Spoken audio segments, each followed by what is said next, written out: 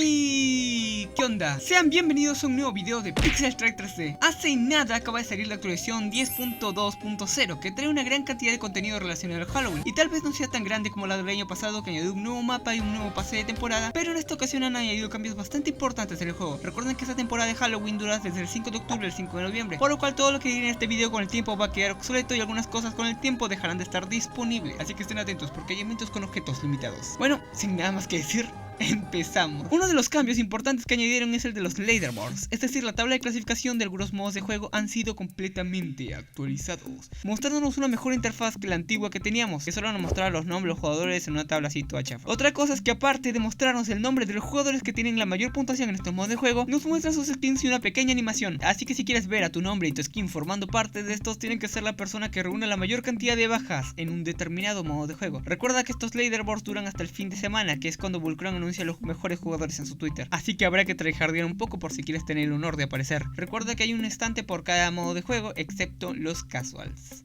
De los cambios que para mí han sido de los más importantes añadidos es la rotación de mods. Eso quiere decir que al final de cada ronda los jugadores eligen el modo al cual quieren jugar a continuación. Eso está de 10 porque los mods que no eran tan jugados en antaño y que por esa razón fueron retirados vuelven, como King of the Hill. Estos ahora se agrupan en categorías. Por ejemplo, King of the Hill ahora forma parte de la categoría Tactical junto con Bomb Defuse, mientras que mods como Free for All, Team Deathmatch y Gun Game forman su propia categoría llamada Core. Lamentablemente el modo Battle Royale, que fue retirado hace un par de meses, aún sigue sin dar señales de vida. Esperemos que los desarrolladores le den su reward, ya que este era el modo que más rápido conseguías puntos para poder completar los pases, pero ni modo, nos quedaremos con las ganas, al menos de momento. Otro cambio mínimo pero importante es que la tienda del juego ha sido completamente actualizada. Antes mostraban muy pocos ítems para poder comprar y ahora esto se ha expandido, pasando de mostrar 15 objetos diarios a 24, así que si querías un objeto en particular, ahora hay más probabilidades de que te salga en la tienda.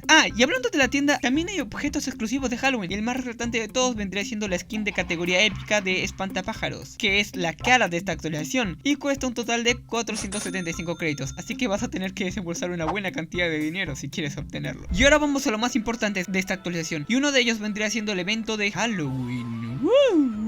Solo tienes un mes para poder conseguir los objetos que se obtienen en este modo, y para poder conseguirlos necesitas caramelos. Estos se obtienen muy fácil jugando los mapas de evento de Halloween, por lo cual sí, volvieron mapas como Halloween Island, Haunted Mansion y Ghost Train, aunque este último por alguna razón ya estaba rotando antes de la actualización de Halloween, quizás por ser el favorito de los jugadores, pero supongo que la gracia de estos mapas es verlos un mes al año, así que aunque sea mi favorito, rotarlo como si fuera un mapa más hace que pierda un poquito la magia. Pero, ¿qué opinan ustedes? Siguiendo con el evento, estos caramelos se obtienen con bajas, ya sea en los modos de evento o en los modos convencionales, cualquiera de los dos te lo puede dar, aunque es recomendable hacerlo en los modos de evento, ya que ahí es más fácil conseguir bajas. Así que si ven hasta algún skin o un cosmético que te guste, tendrás que juntar todas esas bajas para poder comprarla. Por cierto, para poder comprar todos los cosméticos necesitas reunir un total de 44.575 caramelos para poder tenerlos a todos en tu inventario. No te preocupes, no tendrás que hacer todas esas bajas de una, ya que cada año siempre es el mismo evento y con las justas añades una que otra colección de skins nuevas, así que si te da flojera hacer todo, recuerda que puedes desbloquear un par este año y el siguiente desbloquear otro y así.